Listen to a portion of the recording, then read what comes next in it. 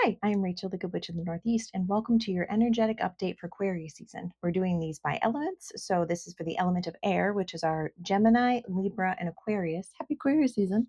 If you have your sun, moon, or rising in either of these signs, then this message will be for you. Happy birthday, Aquarius. Some of my favorite signs, some of my favorite people are Aquariuses. I'm a Leo, so sister signs.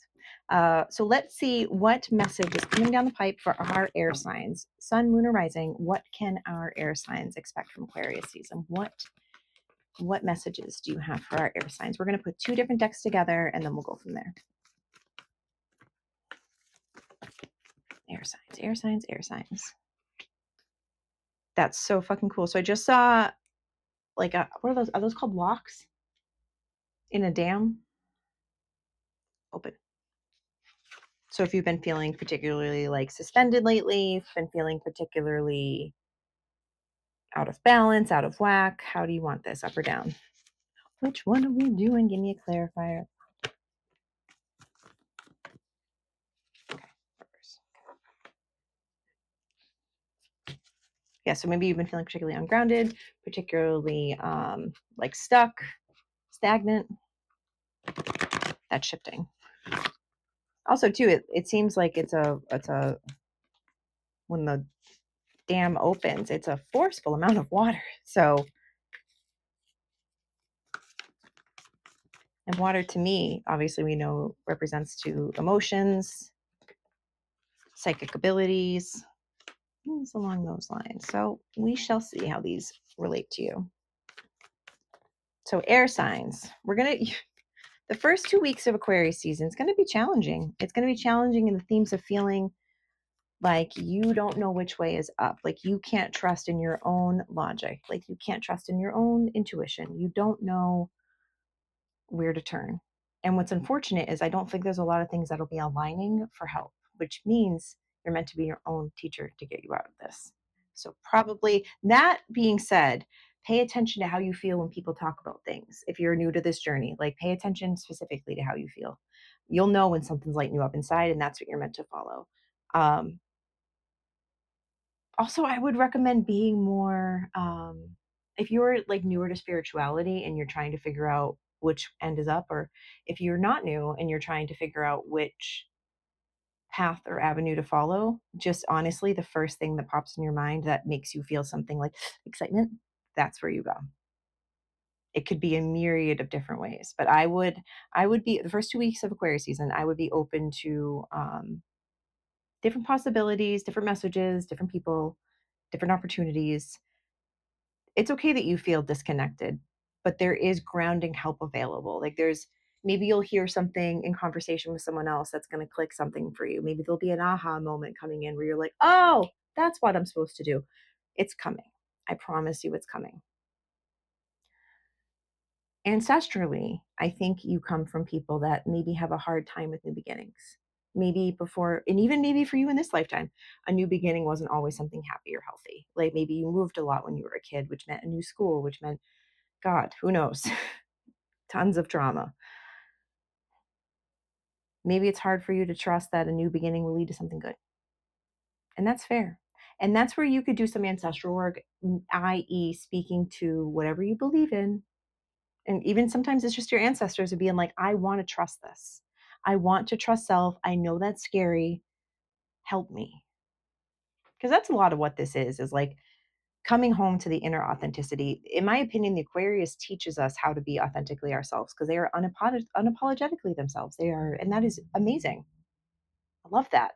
And so I think that's what we're meant to learn. And you are having some sort of rebirth come in during this first couple weeks. So if you find yourself struggling, trusting in the good, trusting in like something great coming in, remind yourself that A, Rome wasn't built in a day, and B, these things are generationally something that's been trickled down. Like this fear has been generationally trickled down through valid experiences.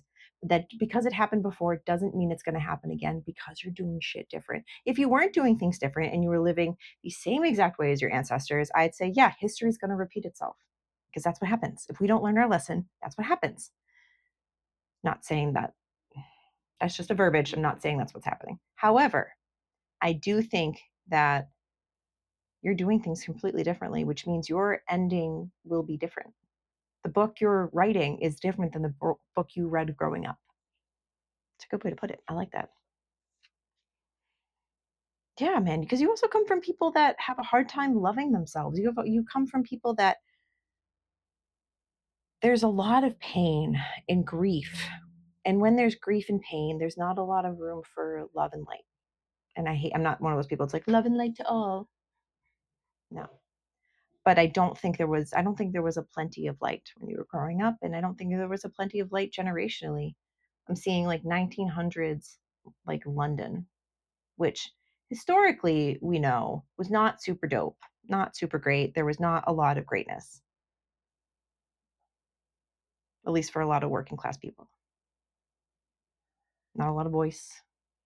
And so, if you feel this energy of anger or frustration or burnout, my God, is it valid? But honor it. And if you honor it, it won't come again. I mean, there will be peaks and valleys, absolutely, but you won't have the same crash out burnout that your ancestors did. Like, you're allowed to live differently specifically because you want to. And that is beautiful. Yeah, balance. Balance is the big one. You're learning what balance looks like to you. You'll be learning, which means there's going to be that means it's going to be opportunities for triggers. But I think if you know what's coming, it's not a big deal. But it's with the balance upright that is speaking to things evening out, the fucking pendulum of justice swinging the way it needs to. That's helpful. Honestly, the first 2 weeks of Aquarius season, there's a lot of burnout, but also a lot of love, a lot of truth, a lot of authenticity. There is themes of burnout, themes of struggle, themes of untrusting. But again, all of this is fair. But what you're meant to do is be like, yep, that's fair. What's next? Yep, that's fair. What's my truth? Yep, that's fair. What am I focusing on? Not focusing on just what's happened. I hope that makes sense. There's a lot to do here with authenticity of truth telling when it comes to like nurturing and how you want to receive things. There's a lot of authenticity when it comes to your strength and your personal power, and also like the interconnectivity of things.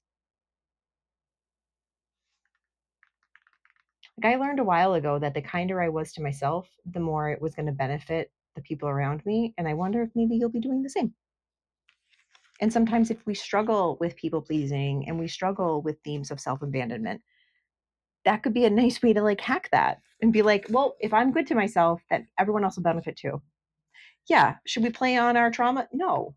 But sometimes trauma is really hard to break and we need to heal. And it's okay to like lean into things that we know, as long as it's done in a safe way. That's my opinion. All right. So that's the first 2 weeks. So honestly, overall, challenging, yes, but challenging with purpose. Like, you won't be in this space again type purpose. There's a lot of lessons to come when it comes with like the throat and your truth specifically. Even if it's just to you say, I'm trying to figure it out and I'm trying to do shit different, and that's okay.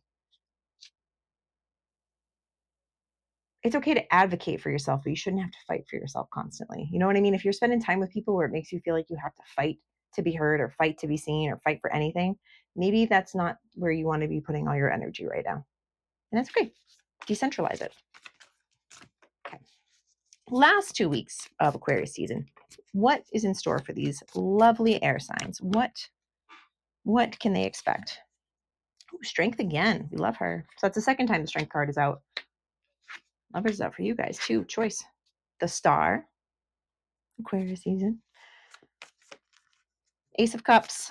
The Strength, the Star, Knight of Pentacles, and Ace of Wands. So there is a lot here about this is a season of change for you guys. You guys will enter this season in a different way and leave it as a different person or a different energy.